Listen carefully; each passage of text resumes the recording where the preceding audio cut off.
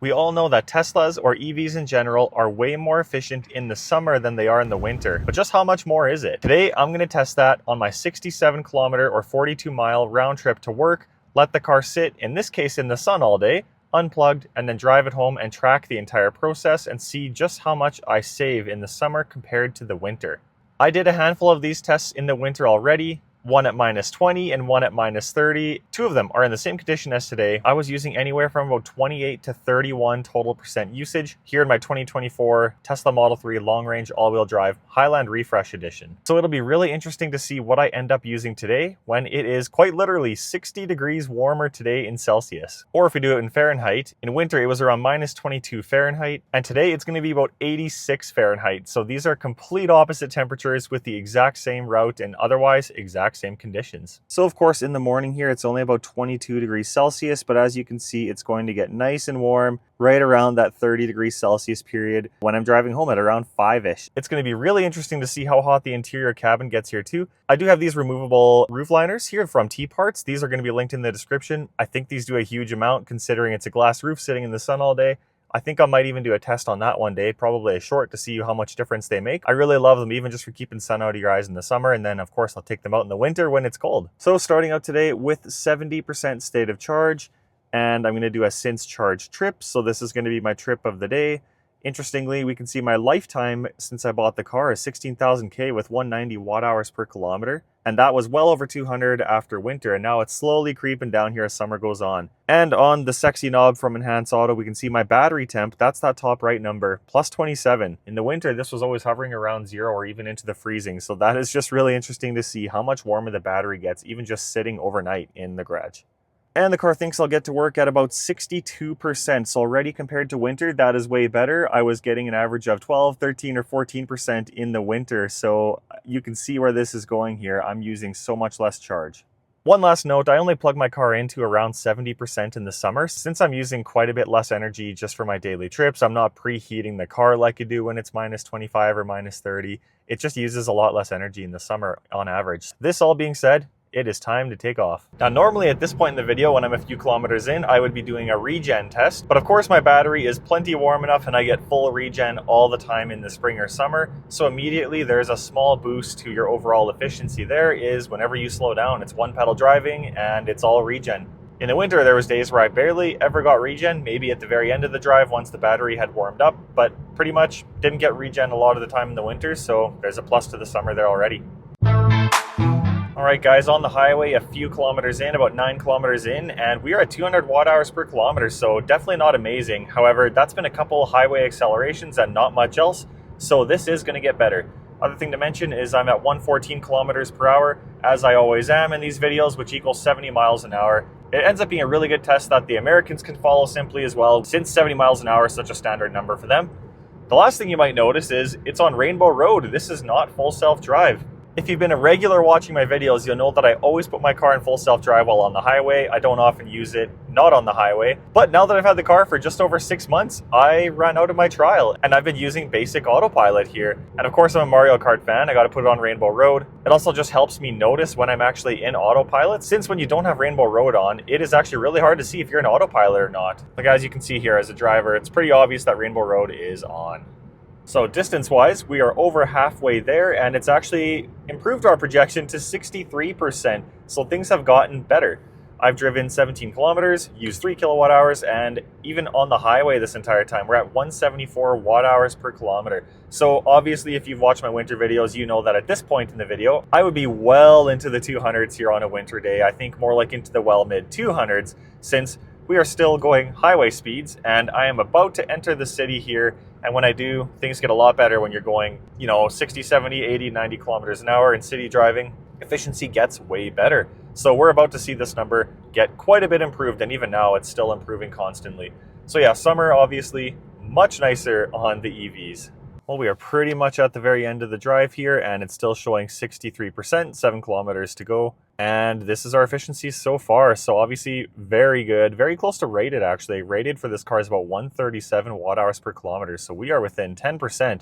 That is something you don't see too often, but Also has to do with me going 114. Normally I've been going 120. Next stop will be when I park at work, and I will go over the initial trip and the drive stats as well, and then try to compare them to one of my winter videos here. Just pull up some side-by-side information and just see how much better I actually did here than a 60°C difference when it's minus 30 in the winter versus today where it's, right now it's 24, but it's going to be 30 later. And of course we will track the drive home too when it is actually plus 30. All right, I've made it, and car did excellent. So I'm actually at 64%, and we only used 6.2%, 1.3 less than projection.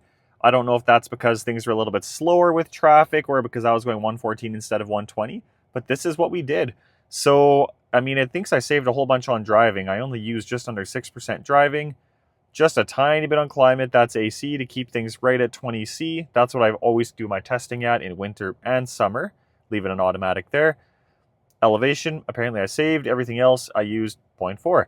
And here's our driving graph. So yeah, I mean, it thinks that we did pretty excellent. You can see those green bumps. All those are little regen bumps, and those add up over time.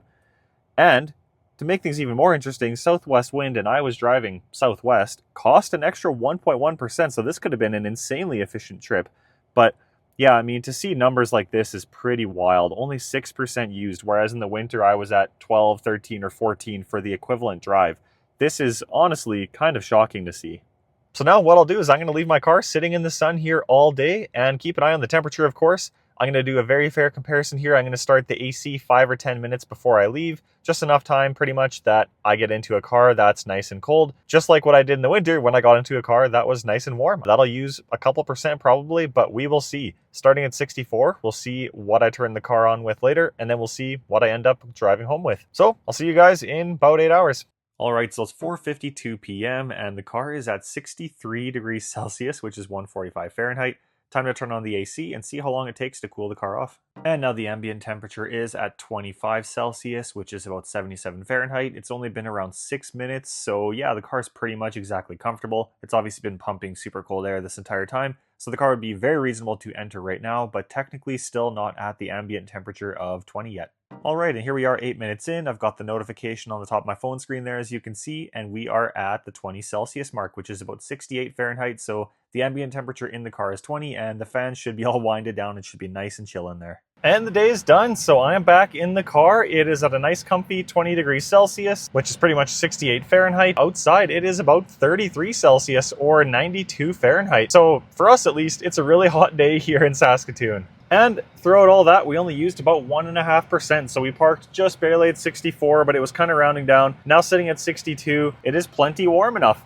However, that's going to impact this a bit, and so that did actually take about 10 minutes to cool the whole car down, which I thought was interesting because it takes less time to heat this thing up when it's like minus 30 out, which I am genuinely surprised about. Not sure how that works, but either way, I am satisfied with that because I only used 1%, whereas heating the car usually ends up taking like 3, 4, 5%. And in my winter videos, it definitely did that. And another way to look at this is we are sitting here down 8%. The car is at my desired temperature at the end of the day, including the drive-in. In my winter testing, at this point, I had used about 12%, 13% just on driving, and then a handful, 3, 4, 5% just to get the car up to temperature. So we're talking like 15 to 20% usage to get to this exact same state where I'm at now. So in the summer, we're at about half of the usage compared to winter once you factor in preheating or pre-cooling down your car. But time to drive home and see what we end up doing. The AC is not going to have to work too hard since I already got it pre-cooled, so let's see what the car projects me to get home at. And according to my projection, it thinks I'll get home at about 56%, and this is typically pretty accurate. So that would mean a total of 14% usage here for an entire there and back to work, including pre-cooling. And interesting tidbit here on the sexy knob, you can see it's 40°C on that one. So that is really hot when you consider the desired temperature for supercharging is 50. We are almost at a fully preconditioned temperature here for optimal supercharging. This is a massive difference from in the winter when I can barely even get the battery above 0, above the freezing level. If you're interested in having access to cool stuff like that on the sexy knob, amongst so many other little things, yeah, check out the link in my description. You'll get 10% off and you can get what I think is the true accessories that really do elevate your car more than any others. Pretty much at the end of my city portion here, about to be on freeway 90 plus kilometers an hour zones, and now it's projecting 55%, still pretty close to the original, but down a little bit. And yeah, current drive is at about 180. I still suspect it's trying to keep up with the cooling, and the fan is just recently turned down. So I think that's going to level out. But since charge, still pretty much bang on from the start. 150 watt hours per kilometer, so we're doing really good here. All right, folks, made it home. Here's the final stats. So I ended up actually using way more than this morning, 7.8% to get home, and that was more than projection versus in the morning where I did better than projection. What led to this was apparently a little bit of wind, cost a little bit, but yeah, 54.3%. So we just hit the round down to get to that 54%, and that is what we are at. So since charge, it's showing 66 kilometers. It just depends on slight variations to the route I take. 10.2 kilowatt hours. For reference, that's about $1.65 in Canadian, even after including taxes. So this is way cheaper, right around 5 times cheaper than my previous car, the 2010 Honda Civic. And I ended up averaging 155.2 watt hours per kilometer. Now, clearly, the afternoon drive did hurt me because even here we see 167.3. So that just tore the average up from that starting number of 147. So a total usage of 16%. Time to throw out my spreadsheet that I've been tracking of this identical route with all the notable conditions such as weather or traffic even, rain or snow, and see how this compares to the other drives that I've tracked on this route. And so to recap everything here, when it was minus 20, I used 28% while I left my car unplugged at work. And in the first real video on my channel where I did a minus 30 test, leaving the car unplugged at work and letting it precondition, I used 31%. So pretty much exactly double what I used here today. The only difference there is I was very new to Tesla and I actually let the Tesla precondition for 30 minutes before I got in when it was preheated on the interior after around 5 or 10.